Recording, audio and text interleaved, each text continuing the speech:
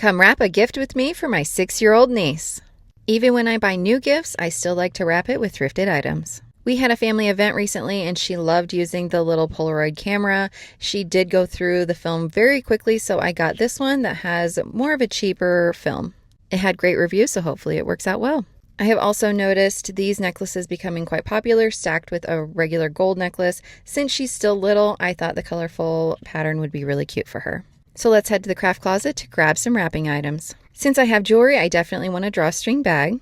And I had a lot of different paper to pick from. I loved this pattern for her, but I just didn't think I had enough. Same with this really cute 90s heart pattern. After digging a little bit more, I decided it's staring me right in the face. That back one is perfect. I'm going to grab some pink tissue paper to fill the box with. And of course, I'm going to grab some ribbon and string. I won't need anything for the camera, but I do want to switch out this drawstring bag. The one it came with is really dark and I want something a little bit brighter. A necklace I recently ordered came with this teal bag, and I think that that's going to work perfectly. I'll grab a couple of tissue paper pieces to put it in. And of course, I'm going to save that drawstring for future use. I decided to wrap the necklace in 2 different pieces so they would not tangle as much. And then when I put it in the bag, I would bunch it up a little bit. That way it's easier for her to pull out. I thought the colors went so well with the teal bag. I don't have the right size box for the 2 pieces, so I'm going to wrap them separately. I do have this smaller box that I put a sticker on to cover up some old residue from previous use. And yes, I do keep boxes in a tote in the garage for events like this. I decided to first line the box with pink tissue paper and then bunch up a little just to take up some space. It sits in there quite well, but I decided to just place it on top and then put a nice little folded piece on top of that. Super cute and doesn't move around. This particular paper, you may remember I thrifted and it came with a set of cards and stickers. It is from 1991 and has 1 sheet. Thankfully, the 1 sheet will wrap both gifts. And it is really quality paper. It folded so well and it is just a dream to wrap with. So that was the necklace and onto the camera, and I was able to use the same size piece of paper and had a little bit left over. I did cut it a little crooked so it doesn't line up perfectly, but it still looks really cute. I thought I might stack the 2 and then tie them together with some ribbon. I knew right away that I wanted to use pink ribbon, and so I wanted to match that kind of brighter pink. Unfortunately, when I started digging through, I didn't have a lot of bright pink options. There was this, but I wanted something a little bit bigger, and I remembered I just thrifted some pink ribbon. It was just enough to go around both presents. Unfortunately, it wouldn't go around twice, but that's okay. I thought it would work really well, and I loved how thick it was. So I just tied a basic knot, and I loved the curl of the ribbon. To add a little bit more pizzazz, I decided to use that other dark ribbon just to add a few pieces. After I tied them on there, I did spread them out and I cut the edges decoratively. And I really liked the way that that looked overall. The last piece is to add a little gift card. I knew I had a couple of children's tags in the children's birthday area. I didn't feel like either one of them really went with the gift, but the mouse is definitely more our niece, so I'm going to use that one. It is vintage and super adorable anyway. Since it's white and it went with the whole vibe, I went ahead and taped it to the top. Overall, I think she really liked it, so happy birthday, Sailor! And thanks for coming along, guys. Come antiquing with me at Burlington Antiques in downtown Lincoln, Nebraska. I make a point to come here almost every time I'm in downtown Lincoln because I could spend hours in here. Not to mention they have the cutest little greeter. By the door, they had these beautiful jewelry boxes. And of course, some of the most beautiful jewelry. I loved this mushroom pin, the colors, everything about it. It was $20. There was so much jewelry to look at. It was almost overwhelming. But I did notice this little stand to hold the earrings. Maybe I should get some of those and display some of my favorites. That could be really cute as decor. I debated these for a while. You guys know I love reds, oranges, browns, and they are pretty cute, but I left them behind. I also thought this little golden basket was cute. I couldn't pick it up though. It was in a case. These strawberry salt and pepper shakers were so unique. They're like either not quite ripened yet or they have faded over time. What do you guys think? They were just under $4 for the pair, which I thought was a great price. I loved this chalkware owl. He looks just like the one on my front porch. No matter where I looked though, I kept coming back to the jewelry. It's just so pretty. There was this faux pearl collar for only $2.50, which I thought was a fantastic price. It could be styled over a collared shirt or with a more formal low-cut shirt. I basically talked myself into it for that price, and so that was my first purchase. I did have to check out the doilies and the cloth napkins just because I thrift those items so often. I was curious what the antique price would be. And of course, they were higher and just as beautiful. The brass, of course, is always a little higher in antique stores as well. These were $14. And this tall one reminds me very much of Wednesday on Netflix. Definitely a Halloween Thanksgiving vibe. This lamp I thought was gorgeous, but of course it was not for sale.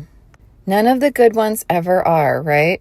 They had some vintage advertisements. This Bon Ami one cracked me up. Do you guys know the Ghost of Mr. Chicken where she says, and they used Bon Ami? But this is where I had to stop in place. Vintage Christmas gets me, you guys, and these were only $22 a piece. The Santa was a 1980s tin, and the Mrs. Claus was 1981.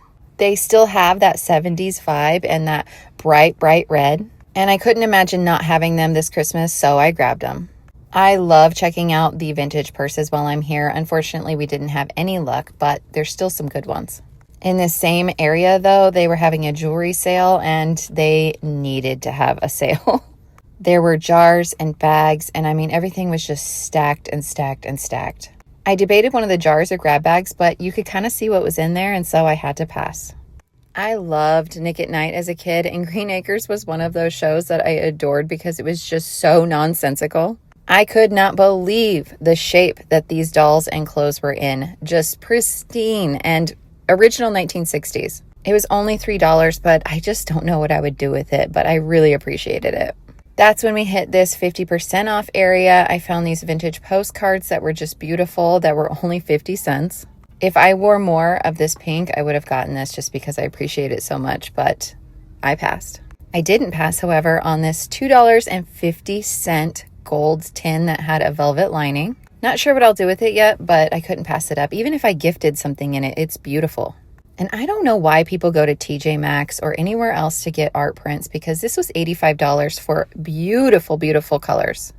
And both my sister and I wanted this tiny little frame, but it was $42. My sister did, however, buy this little Dice perfume bottle for $12.50. Love the mid-century colored lid. And I got a miniature pair of dice for $2.50. I decided on the orange set. Overall, I spent $55.77. Thanks for coming along, guys. If you want to see how I organize my coats and jackets, let me show you. Near the front door, we had a little cutout area that I decided to make a drop-off spot for our coats and jackets. The hooks ended up being an area where we put our most worn winter coats, although I do have a light jacket hanging there as well. Each of my family members has their jacket here, although I do have two. Any jackets that are lighter than this get put on a hanger and are hung in each of our closets. When I was looking for entry benches, I made sure I found one that had a storage area. My general motto is you can't have enough storage. And yes, there's pillows on there because this also used to be the timeout bench.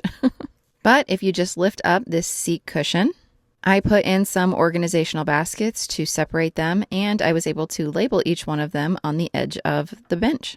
The first section is adult gloves. I found it necessary to label because I would accidentally grab the kids' gloves all the time. Then we have a kind of sports-focused stocking caps. These are the ones that we wear to at football games and that kind of thing. Really warm, but nicer than just playing in the snow. Then we have some more of our fashionable stocking caps. These are mostly knitted or some type of yarn. Next, we have our ear covers. These are great if you don't want to mess up your hair or for running. We also have our earmuffs in here and a gaiter in the back that we wear more as like a scarf or a neck cover. And behind that, we do also have some of my husband's more dressy scarves that he wears with his suit jackets. They fold up very nicely, so that's why I put them there. And of course, the final container is the kids' gloves.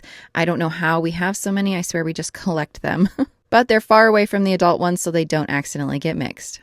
The labels make it nice and easy for everyone in my family to put things back when they use them.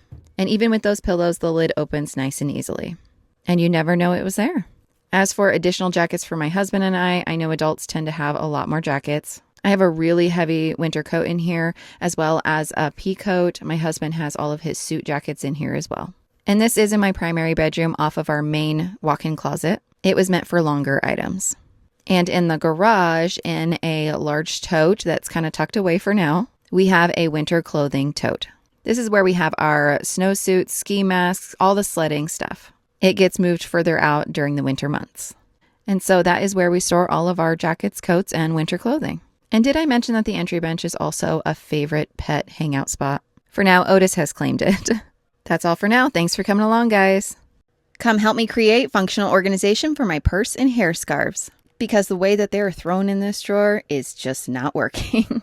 I want to hang them in my primary bedroom and I want to make it part of the decor. So here is the way that my primary bedroom looks now. And you guys may remember this little hanger for spools that is obviously meant for a sewing room. I thrifted it, I think, for maybe 50 cents. My original thought with this was to hang handkerchiefs or scarves from it. And then I got this accordion rack, but unfortunately my husband kind of took it over. So I only have 3 hung from there. There's plenty more to hang, but let's set those aside for now. Originally, I thought that this space would work really well since it's on my side of the bed, kind of my side of the room. And there are some black items over there, so it would fit in naturally. I do, however, sometimes put a fan on that stool to use, and so it might be a little bit in the way. My other thought was to hang it over our laundry hamper and our not clean, not dirty clothes basket. Since it's next to the TV, it's kind of an awkward space, so it's the right width for it. I think I would center it with the hamper, and so it would put it a little bit closer to the TV. The third or fourth option that I do have is to put it back on the other side of the room next to my jewelry box. Not here, but to move the plant and hang it above there. I could also put it on that other wall. But that side of the room is already pretty busy since there's a lot of trinkets and smaller items. And I definitely don't want to put it near my lamp because it deserves to stand alone. So I kept coming back to this space, and so I think that's what we're going to go with. Now, when I first purchased this wire rack, I had mentioned that I might take off the sewing machine part. Some of you were pretty concerned about that, but I have since found another, and so hopefully that means that there are a lot out there. Ideally, I would take it off at the eyelet so I would have something to hang it by, but after looking at it, I just don't think that that is possible. The weakest part is going to be right there where it comes together, and so that's what I'm going to have to go with. I was hoping I would just use brute strength and bend it, and it worked. So that's what I did with this side, and I was even able to preserve the sewing machine. Unfortunately, there is a little bit of a hangover there, but I just decided to leave it, and I think it looks good enough. I am not the one who hangs things around our house, but I've been trying to do better, so I'm not so dependent on my husband. I started out by lining it up with the TV because I thought that that meant they could hang down pretty far. For Christmas, my husband got me some hanging items, and so I thought I would use these deco nails. Since they're black, I'm hoping that they will just kind of blend in and look purposeful. I did a lot of measuring, and these hold up to 20 pounds, so I didn't have to find a stud, which is usually my biggest concern. Here is the moment of truth, and I think it's even level. I was very impressed with myself. And I mean, if it didn't turn out, that's on my husband, right? I mean, he's the one who has encouraged me to do this.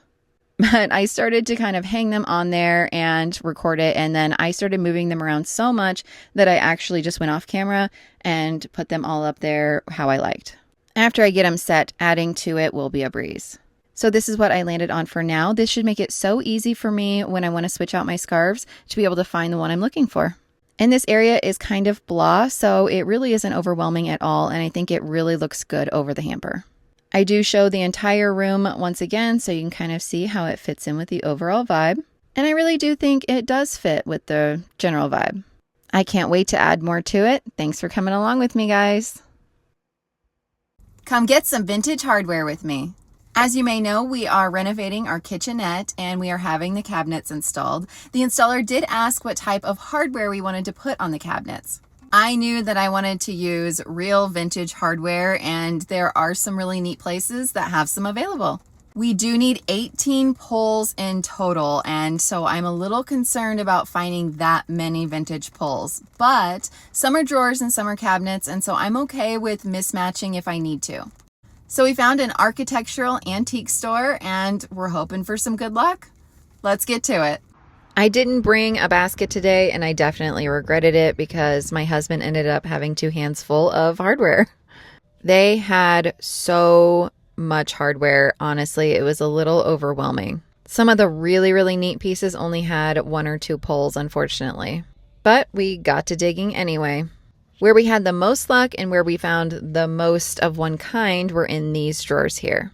I wanted to find that like 1960s kind of futuristic look of the mid-century modern movement. Unfortunately, they didn't have a lot of those, but I thought that these really went with the kind of 70s vibe that I'm looking for. We decided to mix those with these round pulls for the drawer, and I think they're really complimentary. Since we were already here, though, we decided to take a look around. They had this mail sorting shelf that was super neat, but there was no price, and we weren't really prepared for big furniture. Something to think about, though. While my husband was getting matching bolts at the checkout, I decided to look through the postcards and get some that I could frame on the fridge.